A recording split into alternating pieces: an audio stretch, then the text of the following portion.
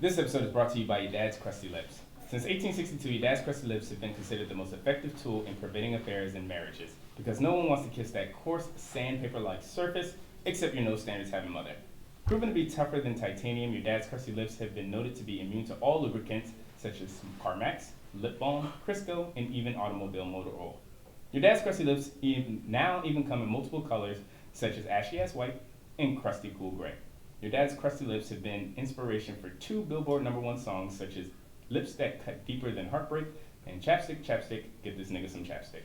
So stop taking your diamonds to the expensive laser cutting warehouses and save a ton of money by cutting them with your dad's crusty lips. Book an appointment today online at www.razorlips.com. One more time, that's www.razorlips.com. Now let's start the episode.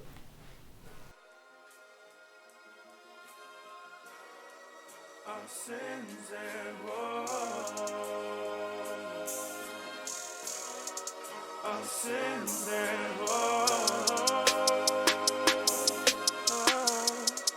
Our sins and woes. Welcome to episode 4 of the Our Sins and Woes podcast, the podcast where a bunch of dumbass millennials talk about their dumbass opinions, their dumbass perspectives, their dumbass mistakes, and their dumbass complaints. I'm your host, Nelson. Thank you for joining me today. Now, today is a very special day because I finally decided to have my first female perspective on.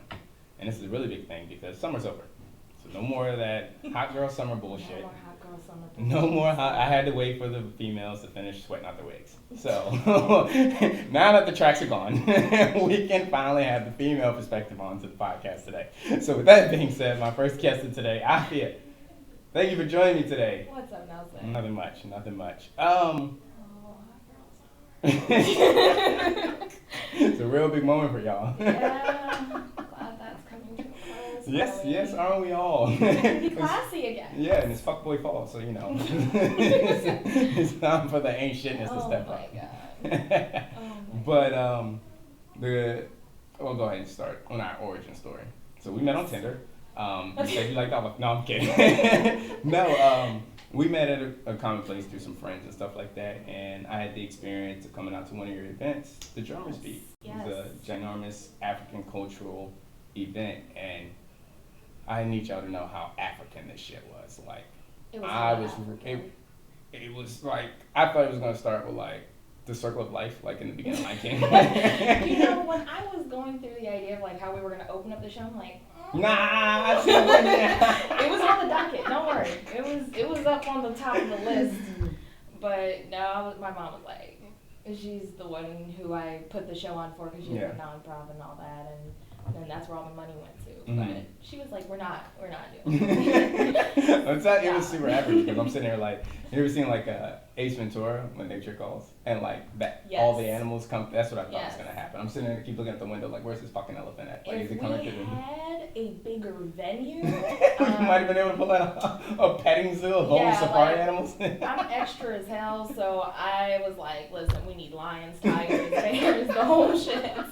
Okay, we need to be out here really showing what the motherland got. Yeah, absolutely. No, it was a really good experience just watching the African culture so openly be embraced. I think that was a really big thing, and we had a lot of fun. There's a lot going on there. The models, the outfits, the providers for everything. It was really good. Yes. Still happy to get front row seats, but I was like, you know what, I'm drinking too much wine here, so I might as well like be glad that I'm standing right next to the bar. So it's cool. Next year, you can get a complimentary ticket to the Drummers Beat for sure. You're such a You sweetheart. guys can walk through to the front row. But yeah, the Drummers Beat was my first show. Mm-hmm. I've never hosted anything before. I've been doing open mics for like 3 years. Yeah. But I wasn't sure exactly, what I wanted to do, how I wanted to go about it. But the number one thing for me was just represent my culture, show that we were capable of like having. What are y'all doing? You guys? Ignore that. But go ahead. But yeah, it's definitely one of the first times I ever put something so big together and was able to put myself out there. Because growing up as a child of African, Chinese, Trinidadian background. Wait, Chinese? My last name's Chen, bro. It don't get more Asian than that. I have questions. Everyone has questions. No, it's crazy. Like growing up at home, you know, my parents are throwing traditional clothes on me, and they're like, "Have fun at school. Don't get made fun of." And I'm Like a "No." kimono? Like, well, kimono's Japanese. Yeah, Asians. The only reason I say that is because, like, you know. Africans. Yeah, every African's an African. Well, you're not wrong. But for some reason. Shout out to my Middle Easterns. But everybody like still seems to fight with each other, so that's why I put the drummers beat together, because I Mhm. wanted all African cultures to feel like, you know, you can come, you can Yeah. show your colors, you can represent, you can give us a little bit of yourself and a little bit of where you're from. And I don't think that that happens much as often, Mhm. because you know the Pan-African movement has really like, you know, it's changed. No, that's And I'm- because like most Africans hate Black Americans. They looking at it like you entitled motherfucking Americans. Yeah, I mean, you know, growing up here, it gives you a perspective. Mhm. So, you know, Let's dive in that your heritage, because you are what, Yeah. first generation American. yes. So your parents grew up in the motherland. Yeah, my mom, she grew up in Ghana. Mhm. They traveled the world. My grandfather was a diplomat. He traveled, and they ended up in the U.S. And then my dad is from Trinidad, and he's part Chinese. So he grew up on the islands, and then they both ended up where all immigrants do, which is Brooklyn. From those particular countries. Home of the illegals. Home of the chocolate immigrant. But yeah, so they met in Brooklyn, and you know, that was it. So and then I was born in Brooklyn, and then we Mhm. came here in '02, and that's growing up in the suburbs with, you know, the way Different day and age, yeah. or different light of day. Yeah, totally different than New York. How was that, you being a first generation American though, as far as like your parents are concerned? Because like I know there's like certain things that you have to like inform your parents of to keep them up to date, because you've been brought up around this and they're not completely as used to it as a lifestyle as you. Or they're not as used to it as a lifestyle as you. So like, hey, this is how this works, or this is how I translate. How is that? It wasn't too bad, because my parents are like a rare breed of like people who, you know, came from different countries, but then grew up in like the worst time in like American history, and like the worst part of like the country. Yeah. Brooklyn. Specifically East New York, in like the 70s, 80s, Yeah. all throughout, you know, drug and gang wars. So they have a totally different perspective on survival in life. Mm-hmm. So even though they hold a lot of traditionalist values, they're like, listen, we've seen some shit. We understand. It's Yeah. cool. So it never felt like I wasn't able to go to them. I'm a rare breed in that way, where I felt comfortable to go to them. So shout out to mom and dad. Sorry for my language. I just gotta let people know how I feel. But yeah, it's definitely been an experience. What's one of those things you have to cut out? Like you have to stop when you get home. Oh. Like the real American in you is showing, so when you get home you're like, no, my parents ain't gonna see this. Right. Don't show up drunk. Growing up, couldn't just walk out the house with whatever you wanted to wear. I was that Oh, so you were the girl. person that had like the extra The skirt in your purse. backpack with the outfit that I snipped from my mom's closet. I have no shame. She knows where her shirts are. She knows where to find them. Oh, bad. But seriously, yeah, it was just like everybody else. You know, you just try to fit in. You know, but. As long as they don't see you trying to fit in. Right. Don't get caught trying to assimilate. You No. made your parents do a surprise visit at school Right. and that's your ass. Yo. That's not what you walked out the house with this morning. Right. What are I you had doing? people sending me notes. Like, this is not a good. I had a friend in 7th grade. I was at the dance or whatever. I went to Benton. And my mom showed up. Benton. Benton. Okay. Yikes. Yeah. But yeah, my mom showed up to the dance like hella early to come scoop me, and I had changed, and I wasn't. Oh yeah, another thing, you're not allowed to date. You're just bringing all the rules. I'm just eh? bringing all the rules. I got a boyfriend. I'm just like, yes, living my best life. And Hot someone's girl like, summer. hot girl summer, 7th grade. Y'all already know. The turn was Ahead real. of your time. But my mom showed up, and I was like completely unaware. And my best friend at the time, she runs up to me. She's like, "Girl, this is a 911. Your mom just arrived. Hide, we will cover you. I felt great having people in my life to look out for me because they knew my situation. I'm a very sheltered kid and I'm just trying to live my best life. Yeah, just help me out, guys. Oh, bad. But you, like, so you're well in tune to your African heritage, which is really good. I always love to see that. But how is that, like, when you look at the African heritage and then you look at the American culture, those big differences? This is one thing I've noticed about Africans, like, they celebrate everything. Mm-hmm. They are very big celebrators. Like, I thought, like, the quinceañera was big. I thought the bar mitzvah was, like, a big thing. Yeah. Africans will turn up because it's Monday. I mean, and I grew up with two cultures that thought every day was the party. You know, I don't know if anyone's ever been to Trinidad, but Carnival is literally every Wednesday. But yeah, I mean, it's interesting. Like I guess the biggest difference is that there's this huge weight on like family values and like closeness and togetherness and the idea of, you know, keeping the village together. You know, my grandfather being like a diplomat, like I said, he typically, if you're a government official, you didn't travel with your family back in the 50s. Yeah. Like that wasn't happening.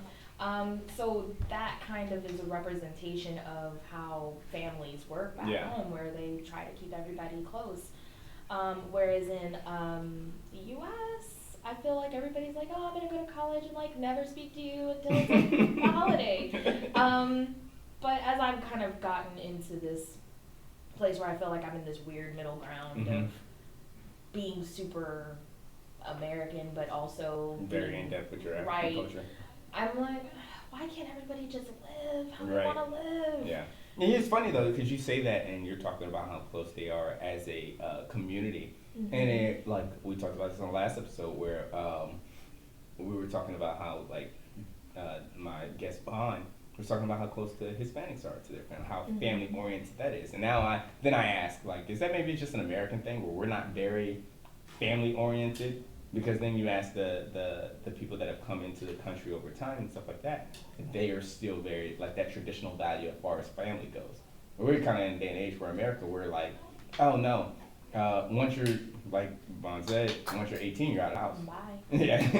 If you move to another state, just hit me up once a week and we're good. Right. As far as like, and then now you're talking about the African culture, they're very in tune with family, just like the Hispanic culture.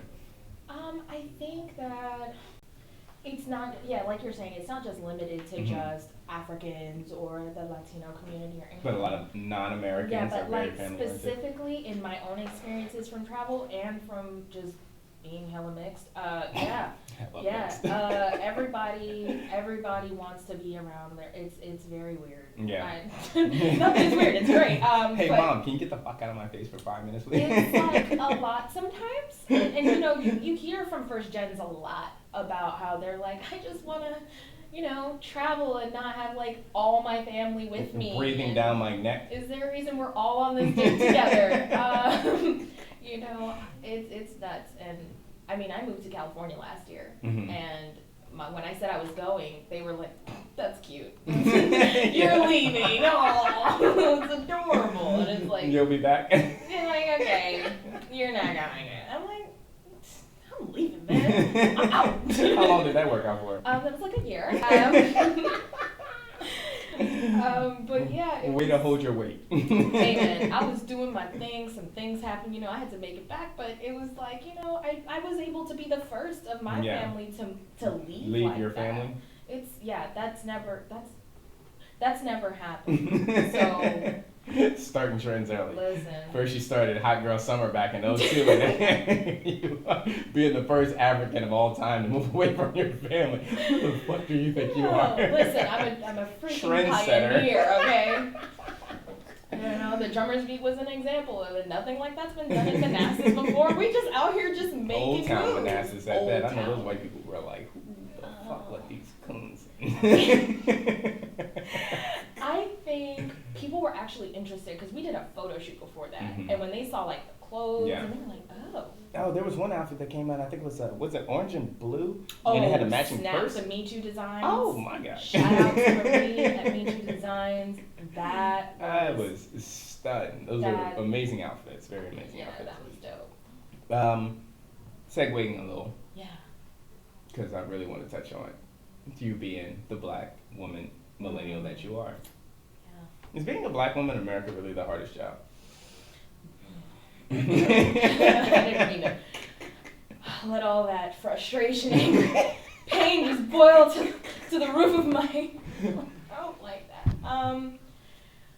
I think things are changing for black women in America. Mm-hmm. You are seeing a lot more black female leaders. Absolutely. You are seeing a lot more black female lawmakers. Mm-hmm. Recognition all around. There is recognition all around. There is still so many changes that need to be made. I'm not gonna stop touching that, by the way. Listen, this is the beauty of womanhood, though. Like, high key, it breaks down to we can be classy and educated and beautiful and yada yada yada, but we can also let loose and let ourselves be, free and be ourselves. Listen, I'm just trying to help my ladies out. You're over here talking about summer, but it's not fall. I'm confused. You're not gonna say it's okay for a woman to be. Oh, you can be classy, you can be professional and stuff like that, but you're also allowed to be ratchet and be throwing your ass in the middle of the stage. Like, freak in the sheets. Wait, what? Yeah, a lady in the street, freak in the sheets, but the freak in the sheets means you are in the bedroom. Yeah. So I'm not gonna let you use that argument either. Yeah, it's a weird middle ground because millennial era. Millennial times are hard, y'all. No, it's. I mean, but Meg the Stallion though. She's not my role model, but I mean, she's a vibe, she's a mood, like she's out there just doing her thing, making her bread, and like hot girl summer, enjoying her youth while she has it. Now, if you a hot girl at 40 something, honey, we gotta talk to your therapist. Somebody needs to be spoken to, but. No, I think women should be able to do what they want without too much judgment. But yeah, we're gonna come back to that. Don't be on some hot girl summer shit if you're not ready to be dealt with like a hot girl. Oh, yeah, I got some things for that. Don't worry, we're gonna come back to that. Come back to that. But as far as you being a black woman in today's society, like it's already just you being black alone. It's already a 2-time shot. You have to be 2 times better than anybody that's not black. You have to, or not be 2 times better, but you have to work 2 times as hard. So you being a black woman, the fact that you are black and the fact that you are a woman, it's like a 3 times role for you. Because as a woman, you already have to try twice as hard, and as you being black, you have to try twice as hard. So you have to be on top of, and how do you think that like is a big contributor in today's society? Like years ago, yes, absolutely. But today's society, do you think like today's generation, do you think that plays a ginormous role as far as like the work world goes? Oh hell yeah. That's funny. I just wrote a piece about this not too long ago, but it really it seems like there's never enough that you can do that seems to suffice in the workplace a lot of the time. No matter what, you're not good enough. Like it's like, oh, that was great, but there should be no but after that. Yeah. I've been fortunate enough to know and work alongside some really great black women in a multitude of different industries, and people have no respect. Like you don't, and it's real small shit. Like I'm good at my job. I'm capable of communicating effectively. I'm using proper language and all this stuff, and I'm coming in and I'm professional. But it's like if you don't look a certain way, you don't talk, sound a certain way. It's just it's the things that make us who we are. Those things are still not accepted a lot of the time. Like I'm out here rocking my fro pony, and someone will feel compelled to touch it. Try me if you want to. I love your black hair. Shit white people do to make you feel uncomfortable. Listen, and it's not just, it is not limited to just white, like, people just feel compelled to touch black women. Why? Like, I was in the airport. I mean, look, in their devil's advocate, but in their defense, my mother hates when I touch her face. So every chance I get, I walk up and I lick the side of my mom's face. Oh, She okay. hates that shit. Yeah. So I mean, like, maybe they're trolling you, because I'm definitely doing that to my mother one time, licking the side of her, just sitting right on her cheek. See, a prime example. I'm in the airport.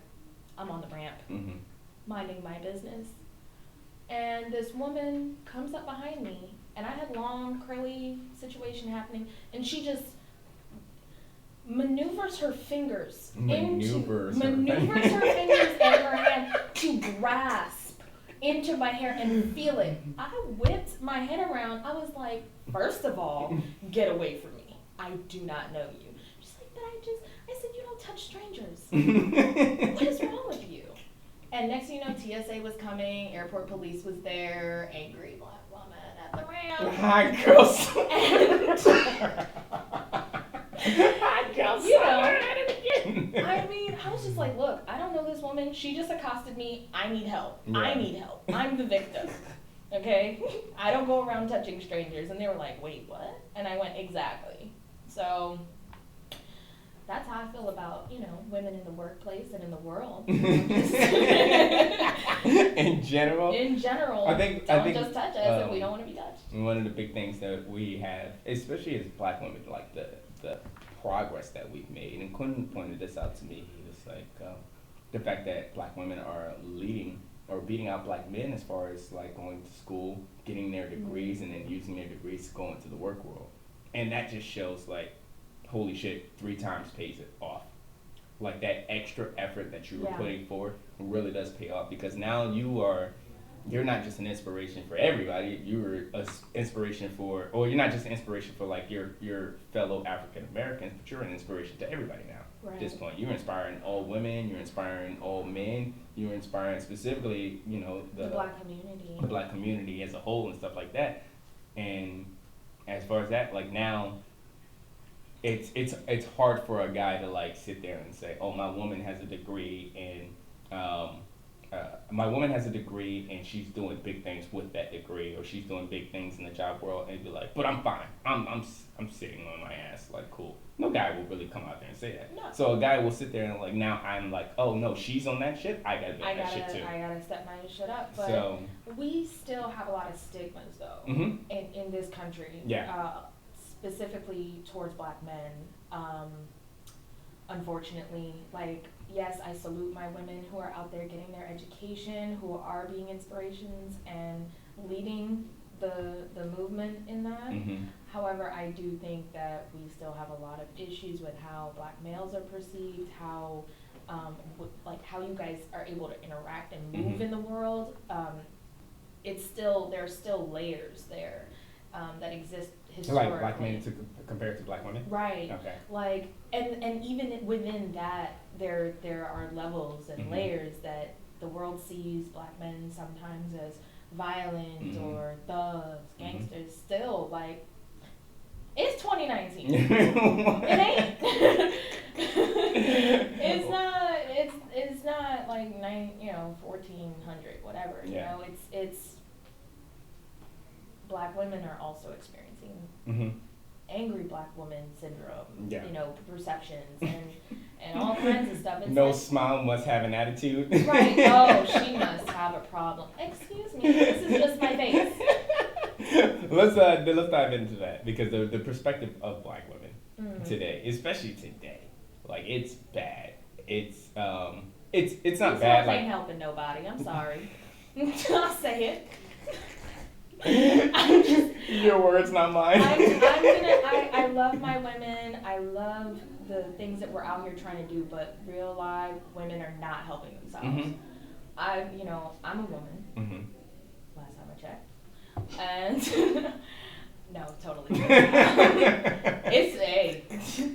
No, but seriously, like, I'm a woman, and as much as I support all of our movements, everything that we're trying to accomplish, it does not help the message. It does not help our mission. It does not help what we're trying to get done and progress past if you are busting it wide open on IG for a like.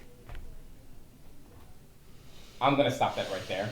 For all you women that's busting it wide open on IG for a like, keep doing you. I'm not gonna respect you, but I'm gonna leave a like. So keep doing you. Brittany Renner, my nigga. but no, you're absolutely right. You're absolutely right. Like, treat me with respect, but like. Watch me bust this thing open.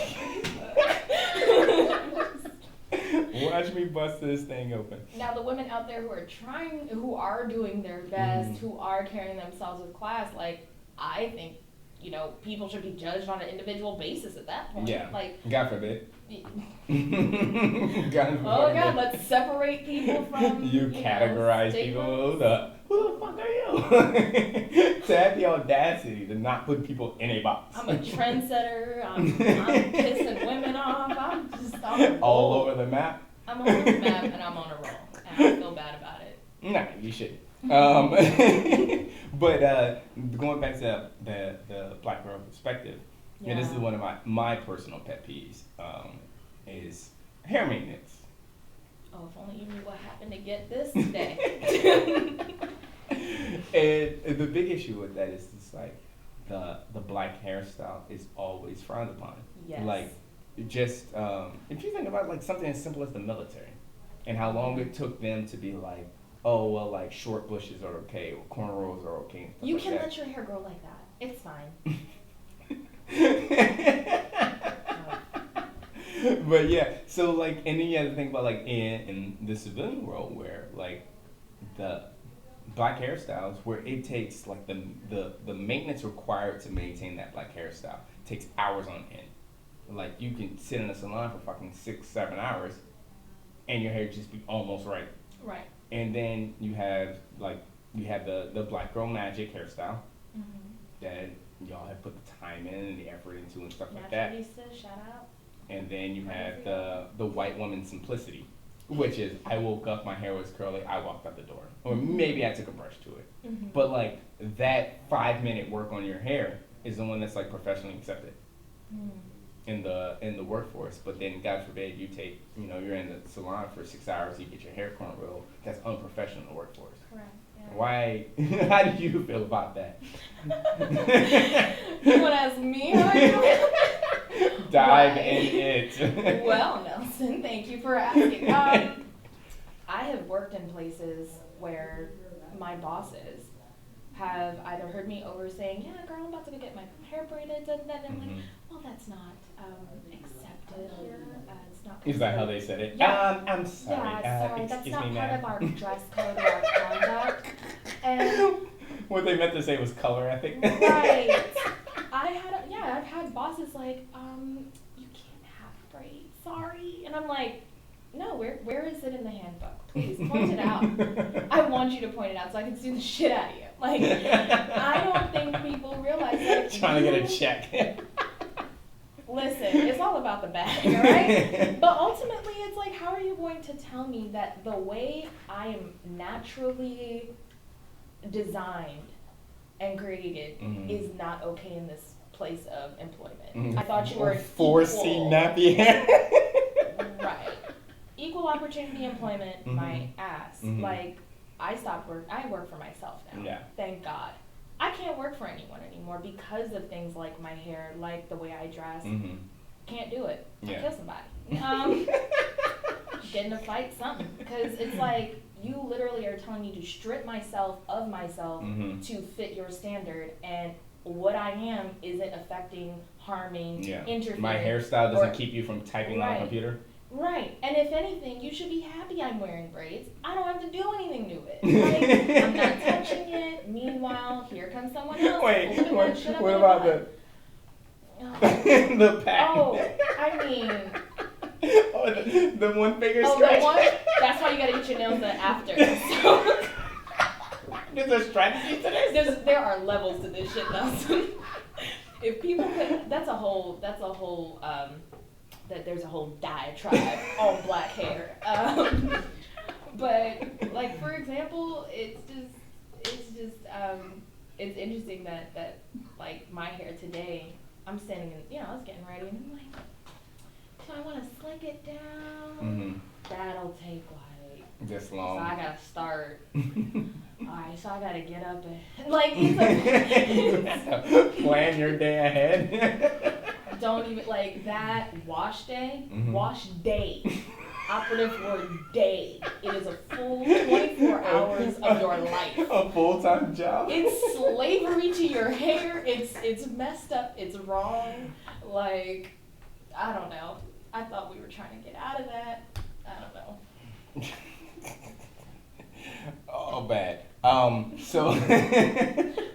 So coming back to the image in itself, because it's crazy because you like I can see some of the most respectable queens, and then I'll see some of the biggest hoochie mamas I ever seen in my fucking life. Like some of the, like you said, these women aren't helping themselves in a lot of cases, and then you have some of these girls that are like me specifically. I was raised in a household where like women are very like concealing. Mm-hmm. Not to say like yeah, you cover yourself up when a man is in the because house your that you natural don't know. assets will show regardless. I don't give a fuck Right. what you're wearing. Like a sundress is acceptable because your ass is still gonna show in a sundress, but like it covers you from your shoulders to your ankles. Right. But so and then as far as you look at like the millennials and now leading into the Generation C's, how revealing they are. They all got coochie cutters. They all got the crop tops. They all got the muffin tops that hang out above their belt buckles, but like they still feel the need to show up their stomach. Like I have questions here.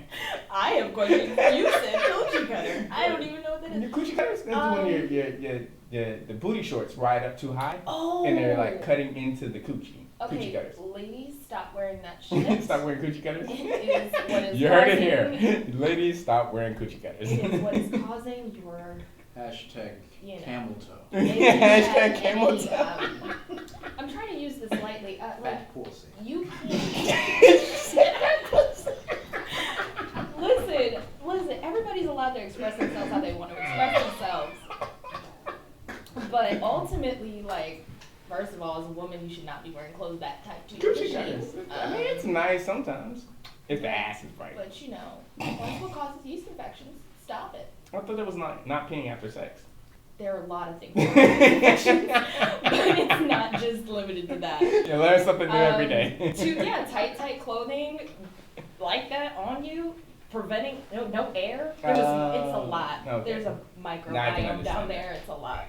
But the image of how women carry themselves, I think, has a lot to do, especially black women. I mean, there are very limited positive imagery out there, Mhm. and there has been for a long time, especially in this country, like there was slavery. I'll talk about it. And and when you think about the concept of slavery, like you took someone from where they were fully immersed in their culture, their traditions, all that, and then you brought them here, and then you were like, fuck all that shit, stripped you of it, and then they then push you out into this world where you're now in servitude, where a lot of the times women were assaulted and things like that. And then you see, when you look at the overall progression of history, and then as women were trying to, especially like after slavery, trying to break out of these perceptions and things like that associated with mammy impersonations and always being in a certain role, it has quite honestly created a blueprint for how women treat themselves. And I just don't even, there's so many levels. Like, and so like I guess it's after that, and then you think about how men treated women, and then it's treated or treating? Treated to treating. I think men now are kind of feeling some of the things women were feeling at one point. in Absolutely. today's Men society. are, in today's society, they are more in tune with their emotional side. Right. I can think honestly say that's that. True. I think we've made enough. And I think it's a long time coming that guys should feel a little bit more like emotionally vulnerable in today's day. Yeah, I will always blame music for that. I don't care what anybody fucking says. I will blame music for like the people that have come out and said, "Hey, I'm allowed to feel vulnerable about this. I can talk about this. It's Right. okay for me to address this." So in today's era, like, I'm not talking about like the nigga that's in the front porch crying with a boombox on his shoulder talking about I want your back. But I'm talking about like in general, like men are becoming more in tune with their emotional side, which I think is a good progression because now it makes a lot of things that women go through more relatable. Correct. And so that's why when you were talking about how, black women perceive themselves and how we ended up in this position today of, being either completely one side or completely another, there are gray areas in between in every group. Hot girl summer. Are you just gonna be shit like this? Everyone's Hot girl summer. I'm sorry.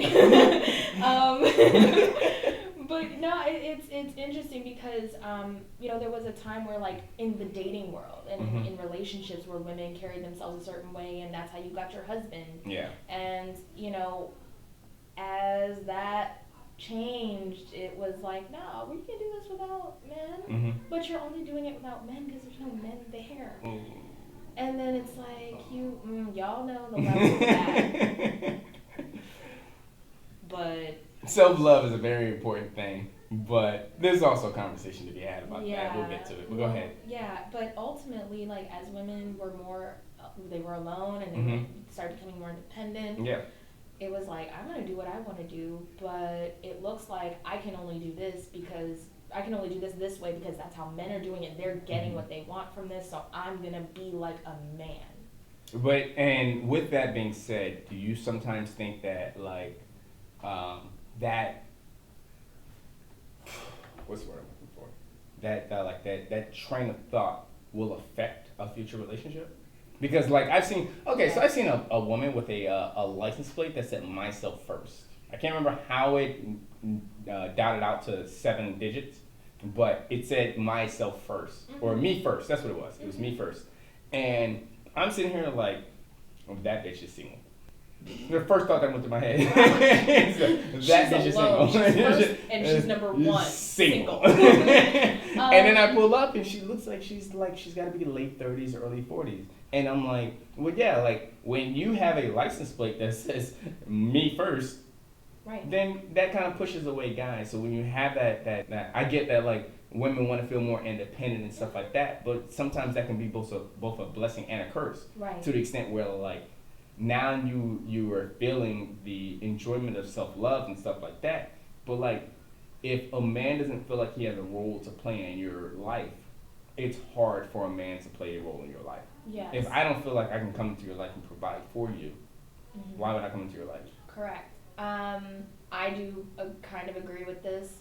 I'm in that weird middle ground. I'm in a relationship, and it's been an educational experience. But the beauty of it is that I get to now be in a position of a woman who's independent doing my own thing, but I'm not trying to be the man in a relationship. Like, I'm not trying to be like, no, I don't need you. You can provide for yourself, but you don't have to be me. the foundation of the relationship. Yeah. I can say, no, I can do for myself. I can do what I need to do, and you as my partner should feel comfortable to know that without you there, I got it. I don't have to worry about calling somebody else, and if I was alone, if I was a single woman, I would still carry myself as an independent, strong person, but what I'm not going to do is be like, listen, I don't need you. Yeah. I don't require you. Like, you don't need to do that. That's not required. You don't have to carry yourself like you don't need people, because everybody needs people. People need people. I agree. So don't be so coarse. Don't be so into you that you become egotistical and selfish and you prevent yourself from having an amazing opportunity with somebody who wants to give to you. Yeah. You should be open to receive the love and respect that you know you deserve. That's Yeah. the number one thing, though, that I think has been lost in the conversation is that people are not respecting themselves, and then they're also in the same breath like not respecting others, and it's just this big disrespect circle. Yeah. And But that comes from yeah. both places because, like, yes, women have made mistakes by saying that they need people, but I think, like, by saying you don't need somebody, you make mistakes as well. Yeah. Like saying I don't need this guy because this, that, and the third, so I'm better off not needing anything. But then, like, that standard or that stigma in your mind will keep you from getting into your next relationship. Where you're sitting here like, I don't need you to be here. Well, shit. Okay, well, well, fine, shit, she does bye. need me. Like that's a real thing. That's a conversation that's consistently had. Women, you know, I have a lot of girlfriends who are single and they say, you know, I don't need anybody, and I'm like, That's why you have a me first license plate. don't talk about my friend.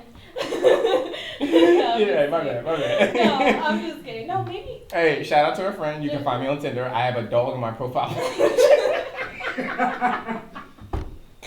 If anything, you won't be alone. I like The Office and hiking too. It's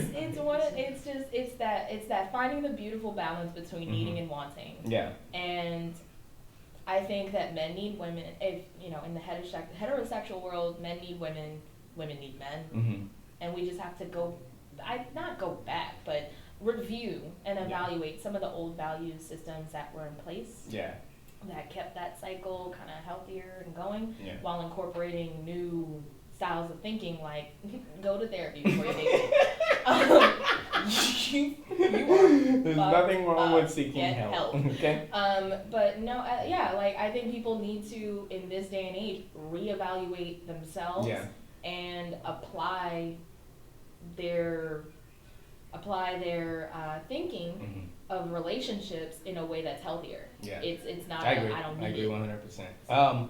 Speaking of, since we're heavy in the relationships right now, traditional relationships versus today's relationships, and we were talking about this last week, where about like how people will, like, today's women will sometimes argue because you're not splitting the rent 50-50, and that goes back to like where the traditional like relationships come from, or where like sometimes women were completely fine being stay at home and shit it's not as common in the civilian world, but in the military world, they do that a lot, where, like, they had a thing called the hippopotamus. Oh, you've never heard that? No. It's a depending hippopotamus. It's the fat woman that stays at home and watches the kids. Oh, whoever came up with that is going to hell. That is terrible. Yeah, the hippopotamus. And so, yeah, that's what you call like the fat wife that has no job and she just stays at home. No. So, ain't no wheels in the world. But with that being said, like, you had that like that old like the stay at home wife mindset, and then you have like today's day and age where like women want to work. Women don't always want to be provided for. But then like they'll also be like, I'm looking for a man that has money. Like a lot of my friends don't care about that. The reason I associate with the women that I do associate with is because they're not like pocket chasers. They don't care about how much a man makes or nothing like that. They're like, what can you do for me emotionally, physically, and like everywhere around. But financially, I can take care of myself because I've been doing that. Right. But then it's in the millennial era, it's like so side to side. Like there's two different ends of the spectrum, because they can go, I want to do that pays everything for me, or I want to do that doesn't do anything for me. Never choose the latter. Yeah. I think that like you're saying, we're living in a very non-traditional time. I grew up in a non-traditional household. You know, my mom worked during the day and was wearing suits and had a briefcase. My dad had his apron on and a baby on his hip and was cooking and taking care of stuff at home and then working at night. Yeah. But, you know, I think that as long as the bills are being paid by somebody, I can only speak for myself in that regard. As long as the bills are being paid in that way, I don't think that it should matter. But millennials' issues are like, they are contradicting themselves. Mhm. We're Because contradicting the ourselves. entitlement is fucking ridiculous. Right, like, I want a man to take care of me, but I don't want him to do anything for me to make him think that he has power over me, but then, Mhm. like, do everything for me. It's like, if I was a dude, I'd be confused. Wait, we are. I speak for every dude. My cameraman, do I speak for you? Do I speak for you? All right then. Okay, so men We are like, are what confused. the hell? I don't even know what to provide for this woman. Equally confusing. Well, I hope that this can help and give women insight and also, help y'all out, because, damn. That's why I don't date women anymore. Listen. The thing is, Out of nowhere.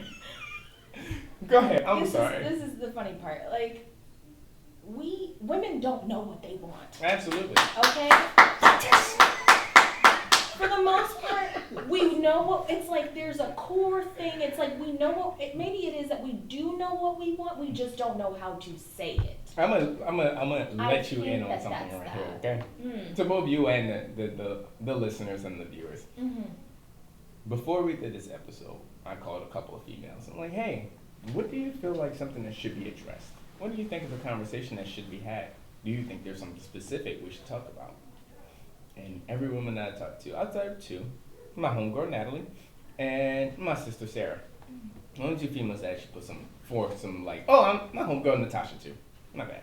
But every other woman, I don't know. I can't think of anything right now.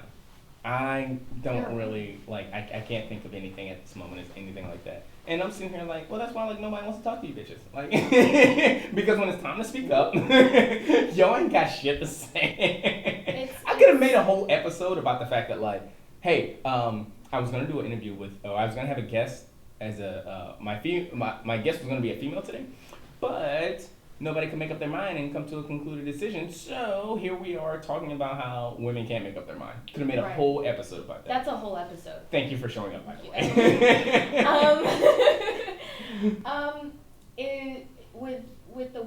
With women not knowing what we want or not knowing exactly what we want to say, Mm-hmm.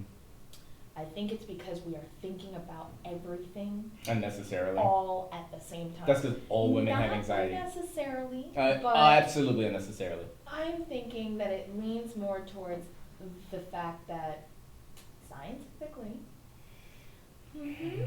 don't. Go ahead. Speak No, your but truth. seriously, I feel like through various scientific studies, there is definitely a thing that proves that women are more active in regards to cognitive thinking at a very young age. Like, they're Shit. thinking about things that are not relevant. I mean, Real. like they're not. Like, we're not thinking about, maybe something that's happening in the moment, but we're looking at a body language situation or a tonal thing or little tiny details associated with our interaction with people, even other women. That's why women fight all the time for no daggone reason. But They're pulling out each other's wigs on Gold Star. which needs to stop. Stop it. Hot girl summer. Your words, not mine. Listen, Your words, not mine. And that's a part of the black female issue, which is you're out here, you're fighting each other, you don't know how to talk You're bringing to each down a other. level of class. Yeah, and then on top of it, you don't know how to respond when you're in a conversational situation and not knowing what to say. Yeah. And I God think forbid it's you have a just- professional conversation. Right. I think it needs to be that women, if you don't know, just say, listen, I don't know right now. Give me 10 minutes to go think about what I want to say. Something. I think people should do that in general, honestly. But then you take those 10 minutes and you'll think about the wrong thing. If a guy walks up to you and says, hey, I have a question for you, and I want you to answer my question, that's it. But then you sit there and you think, why is he asking this? How do I explain it to be respectful for his feelings? I don't give a shit about that. If I ask you the fucking question, just answer the question. And then and that's one of the greatest guy facades is the fact that what do you want to eat? I don't know. I don't really care. Okay, I'm gonna pick you up fucking 4-piece nugget and a small fries from McDonald's. I don't really want that. Exactly. After the point. But when I ask you what the fuck you want, just tell me what the fuck you want. Just I'm going to be honest if you ask me a question and I will outrightly tell you, oh, this, that, and the third. But that's where that disconnect still lies Yeah. between men and women. Is like It's because we're both like our species. anxiety. Are Every perceived. female on the planet has anxiety. I don't care what anybody says. That's a proven fact. Is it? Yes, it's a proven fact. Have you met my mom? Yes, I have Oh my twice. God, yes. No, but see, my mom is probably just like, when it comes to her, just say she's just like, no, this is what I want. This is what I'm doing. Mhm. Da da da da da. Like she's very like that, and I don't know if it's because she's worked in a male-dominated field for a long Mhm. time, or she just don't give a shit about people's feelings in that way of like, no, I'm telling you this is what I'm saying, and that's it. I just want us ladies to just Get your shit together. Men need to get their shit together too. Yeah, it's fuckboy honestly. fall. Let us live out. We can talk about But- this in December. But yeah, when fuckboy fall is over, and then we can start addressing how men need to get their shit together. what is it But gonna right be now- for winter? I'm confused. Like is cuddle there- season. What do you mean? Hmm? Cuddle season. Oh, Every fucking winter. Like it doesn't everybody's gonna be change. No. bundled up, Yeah, exactly. Well, the function will be over. Yeah. Maybe. Because comes Valentine's Day, Yeah. there's going to be a lot of breakups. There'll be Right a lot of before breakups Valentine's right Day. before Valentine's Day, and I'm then sorry I'm entering not buying your spring. cherry berries this year. But yeah, I think women just need to really take the time to like think about what we want to do and what we want to say, and be okay with just making decisions. Mhm. I think that's a number. There's nothing wrong with acting impulsively. I will Yeah, wholeheartedly say that. yeah. I think that we overthink a lot, but it's because You think? we. I know. I know. Well, then I know we overthink for the fact that when we're in workplaces, when we're in public, Mhm. when we're doing anything, it's like these layers of judgment, not just by older generations who may be women and men, but we're also dealing with women judging each other, and then we're looking at what the media is pushing out. It's like in every direction, it's this overwhelming wave from like the time you're born to the time you're dead. Like Yeah. you don't get a breather to just be yourself, so then you just overthink everything. It's fucked up. I'm telling you. I'm living it. I believe It's it. crazy. The last thing I really want to touch on is us talking about relationships, interracial relationships. Okay. Let's dive into that for a minute, Mm-hmm. because I think that's a conversation that doesn't really come up. It's just kind of like let's just go with it. Right. Like people don't really address like their sins and their woes about interracial relationship, because a lot of people have problems with it. A lot of people have no qualms with them whatsoever and stuff like that. But then when at the end of the day you may find out differently. Like you may see her in a racial relationship, you're like, that's whatever, but at the end of the day, like, I hate that these niggas are dating these Beckys and stuff like that. Oh, I don't think anyone feels like that. Ooh, what? Just kidding. I was about to say. No, totally kidding. I mean, I've dated people outside of my own ethnic background. I mean, where else am I gonna find any in Chinese Trini? Wow. But it's Nowhere. see that Nowhere. no filter thinking. What happens there? But yeah, like with women or with interracial relationships, I think people need to just get over it. Mhm. I think people just need to let people love people. Mhm. But it does not help when, in the example of black men dating outside of their ethnic background. White women. No, just anybody outside China of women. outside of black women. I think that there's this issue of still being like, man, fuck these black women. Mhm. Da, da, da, da, da. Like, don't bash the other groups. Just Yeah. go live your life. Yeah, if you're And- interested in a specific race, you don't have to talk down on all the other races. Correct. And Well, black that's, women, that applies to them as well. Mhm. It applies to everybody. Dating outside of your race, do what you want to do, but don't go and bash another background. Like, Yeah. it's so unnecessary. but see, that's the thing though, because with that being said, the sometimes the issue is like it's not what you say, it's what other people think. So Mhm. like me, I'm completely black, no question about it. But I dated more Hispanic women than Yes, I've anything, heard. or I've been more intimate than with Hispanic women. And with that being said, like even like some of the last couple of girls I've dated, even if they're black, they still are mixed with Hispanic. But that's because of my personality. I have a very strong, loud, bullhead, overwhelming personality. And I'm not attracted to black women that aren't the same. Like, I like black women that also have that double alpha personality. But the thing about that is, like, I'm always going to hit it off with you. We're going to be cool. We're going to be good friends and stuff like that. That's the kind of relationship we're going to have. We're going to be friends. Right. Because when you put two double alphas in a house together, you're bashing heads. That's like a setup. Exactly. Actually. So you have two double alphas in a household. It's just going to have conflict. Right. But like that's why black women will always be the most approachable women to me. I don't understand when people say like, oh, black women have attitudes, they're this, that, they're like everything about their faces. I'm like, Why black do you women are the think most that is? approachable next to fucking Puerto Ricans because Right. Puerto Ricans don't shut the fuck up. Like God. y'all are the most. I can relate to that. I love that. What do you got? Oh, I relate to the Puerto Ricans not shutting the fuck up. Yeah. But like the fact that like that's what I'm attracted to on a friend level.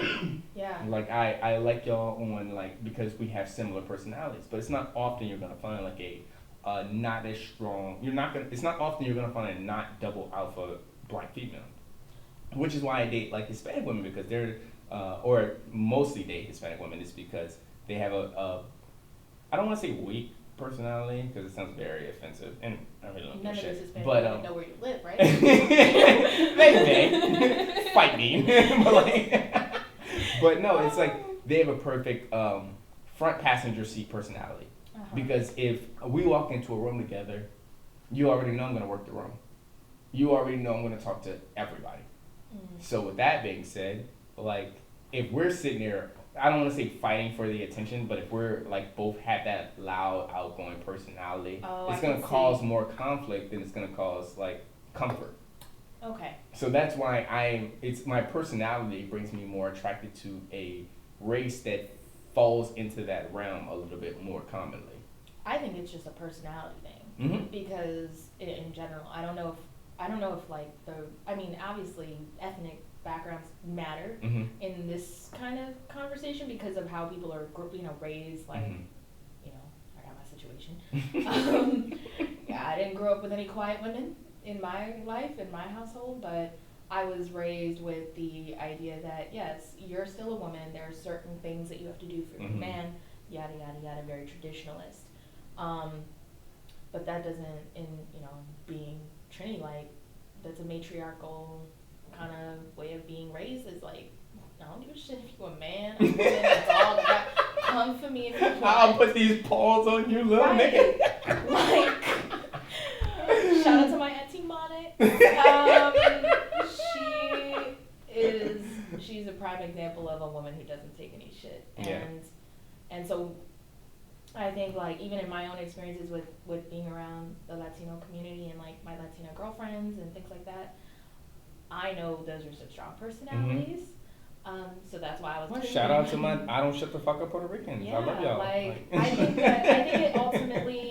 it ultimately like isn't a race thing. I think it's just a personality thing and how people have But been raised. I think that comes from you could look at it as a Maybe race it's standpoint. cultural. It might be cultural How because you- you could look at it like you could look at it like black men can play either role. And some black men can Can be they? yes. Some black men can be the double alphas, but some black men can also be the very quiet ones. That's how my father is. Like my stepfather is he's the quiet one. My mom has a double alpha personality. That's where I get it from. She has the very big double alpha personality. He's the more quiet one. When he wants to run the household, he runs the household and he does it well. But my mom has the more outgoing, the louder personality and stuff like that. So, but black men, like I don't see Hispanic men playing like the dominant role. I mean the recessive role. I don't see that's like a Hispanic man trait or something like that. I think white men can play both roles sometimes. Like, but I think like it usually if depends you're on the partner. yes, Uh-huh. yes. Yeah. But I think when it comes to like white men, like if you're a dominant role, you're I probably a feel white like beater. that. So like that's not here nor there. But I mean, in my own experience of dating, like I've dated outside of my background, and like the only issue in being a woman of color, like doing that is there's a fetishizing thing that happens. Yeah. And it's like what are you doing? I'm just a human being, Mhm. but my black queen, my black princess. And after a while, at first you're like, yes. Well, I mean, and then you're okay, like, so you gotta look at the okay, territory so that we're at comes the with that. grocery store. You need to stop. Wait a minute, you gotta look at the territory that comes with that, because I I call it, like when I see like black dudes out in the streets and stuff, like, peace king, how are you? I Right. see black women, I'm like, peace queen, but I also do it to like Hispanic women too, or Right. even Middle Eastern women. If I see Middle Eastern women, I'll say kings and queens, stuff like that. See white people like, what's up, boss? Like, yeah, see a white woman be like, hey, lady. There's a territory that comes with that, you know. But I think that's the only downside of like when you talk about personalities, Mhm. perceptions, all of those things mixed in. There's a fetishizing. Black men get fetishized all the time, Mm-hmm. you know, Absolutely. by everybody. And then, you know, and then black women get fetishized as well. But I think a lot of that is like you were talking about earlier, is that imagery thing. Yeah. It all Plays a big role in it. cycles back into that. What are we doing that is creating the image that people are seeing all the time? And then they're like, let's do that let's do those things with those people. Like, Let's shuck and jive. Like- I know the Cupid shuffle. What's I up? know, keep it shuffle, yay! Like, no, it's. Oh, bad. I'm hoping that over time, though, you know, the imagery Mm-hmm. continues to It will. It will. It definitely will go flow over time. back. If you just look at our generation as a whole, the conversion that we've made and the things that Mhm. we look at differently, like in a relationship, or interracial relationship is not as strongly frowned upon. Gay relationships are not as strongly frowned upon.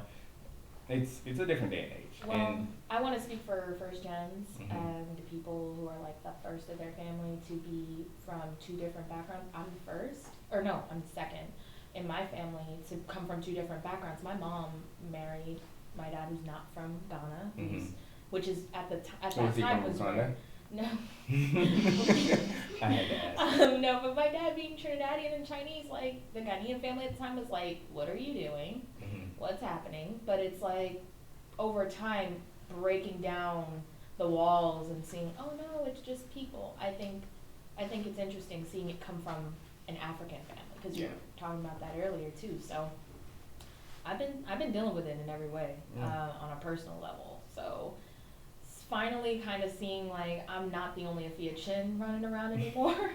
It's kind of interesting. It's kind of weird. Like it's surreal. It's surreal Yeah. because it wasn't around when I was in first grade getting made fun.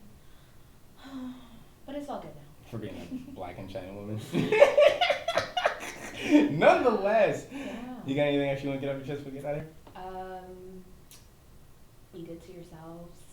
Self-love, self-understanding comes first. Doesn't matter where you're from, where you are. Just, if you don't have that shit, get it together. Like, it's the only way you become a better functional member of society. Agreed. Get help if you 100% need agreed. Oh, well, one more last shout out to our paid sponsor for today, Your Dad's Crusty Lips. If you ever need to use that website, it's www.razorlips.com. Razorlips.com. And with all that being said, to all my millennials, being your age is a sin and no one wants to hear your woes. And to everybody else, this has been another episode of the Arsons and Woes podcast. Peace!